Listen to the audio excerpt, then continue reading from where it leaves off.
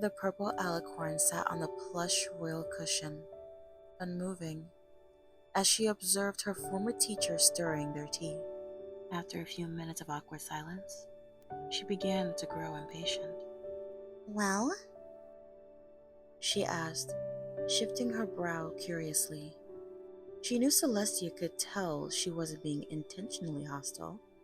She just wanted a simple answer to what seemed to be a simple question. But from the look on her wise mentor's face, she knew she was in for something much more complex. "Let me ask you a question," the princess finally said, taking a leisurely sip of her tea. "Do you enjoy winter wrap-up?"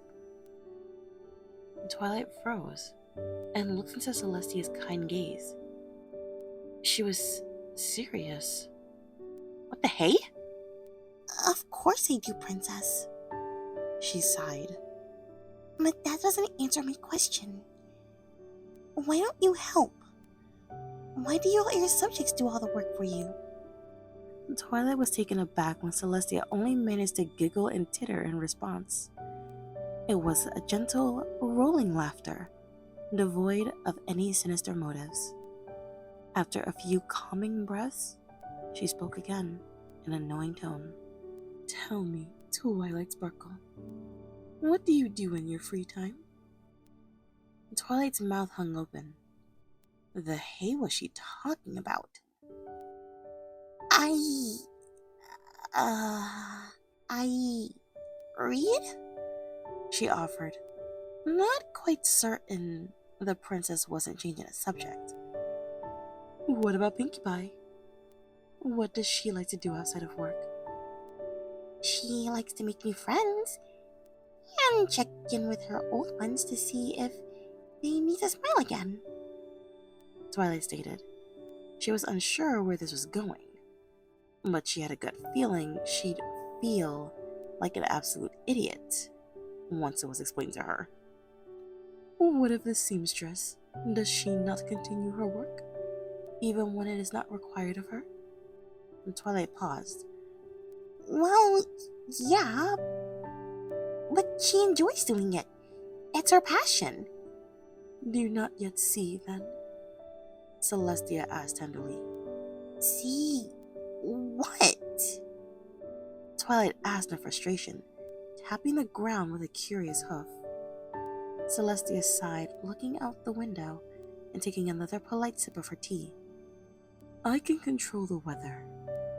The weather is hot or cold, depending on how I set the sun's position," she said slowly. "But if I do everything I could do by myself, what would my little ponies do then?" She looked her former student in the eye and spoke softly. "Ponies like to keep busy, so they form hobbies to do when they aren't working. It is in our nature. And that is why the hobbies are important. They are something interesting outside of our work. If they were a constant, they would soon be boring and uninvesting. My subjects enjoy winter wrap-up, along with a lot of other events like the running of the leaves or the summer sun celebration. All these could and would occur naturally without your work. But I give the job to you. And what do? You skip along the paths and sing town-wide songs about the very things you're doing." She paused for a moment and thought deeply. "Remember when you wrote to me about the Apples family reunion? How they all sang and danced while doing their work? And how they were all willing to join in?" Twilight nodded. Yes?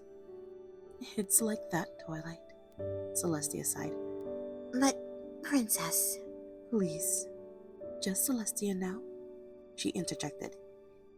Celestia, She said unsurely.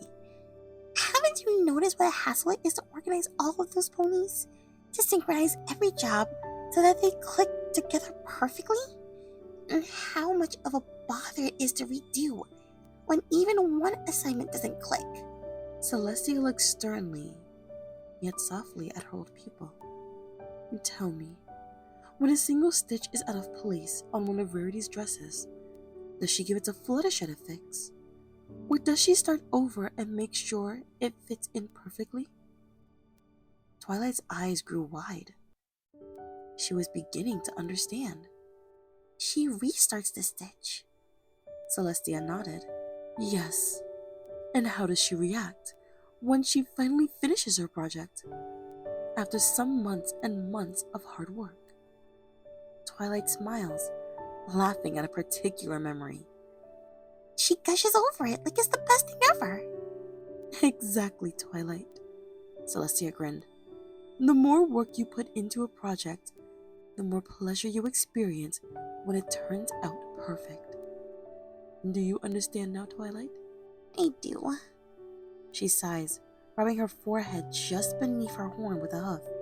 But it just seems manipulative, for lack of a better word, she said apologetically. The princess only chuckled warmly. Alas, that comes with being part of ruling a nation.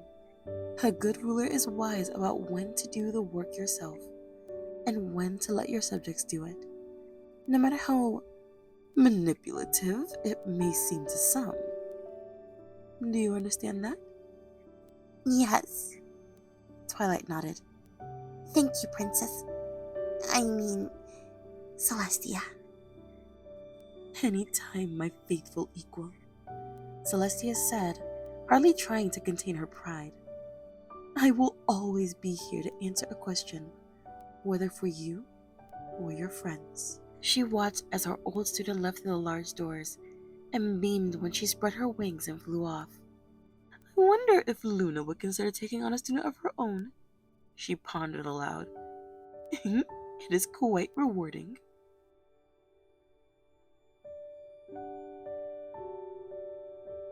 Twilight landed on the balcony of her new castle and stood. She let the breeze blow soothingly across her feathers while she considered her mentor's advice and her last words. My faithful equal. The more she thought on it, the more she realized that she was indeed now an equal with the other three princesses, and her former mentor considered her as good as a teacher now. She had just folded her wings when she heard a timid voice behind her. Twilight? She turned to see Starlight Glimmer opening the door and peering shyly at her. Yes, Starlight? The pink unicorn shuffled her weight uncomfortably from side to side, avoiding eye contact. Well, She started. I was wondering, why do you let poor Spike do a lot of your work for you? I know he seems to enjoy it, but why? Twilight smiled warmly, walked up to Starlight, and set a hoof on her shoulder. Tell me, Starlight, she said.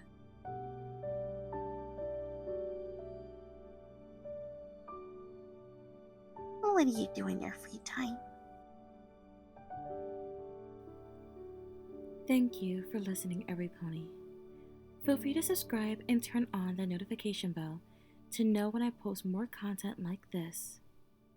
Feel free to follow me on TikTok, Patreon, X, and Discord. Links in the description. And should you want to join my new nation, feel free to join the Shade Hollow, my Discord server. Good night, every pony.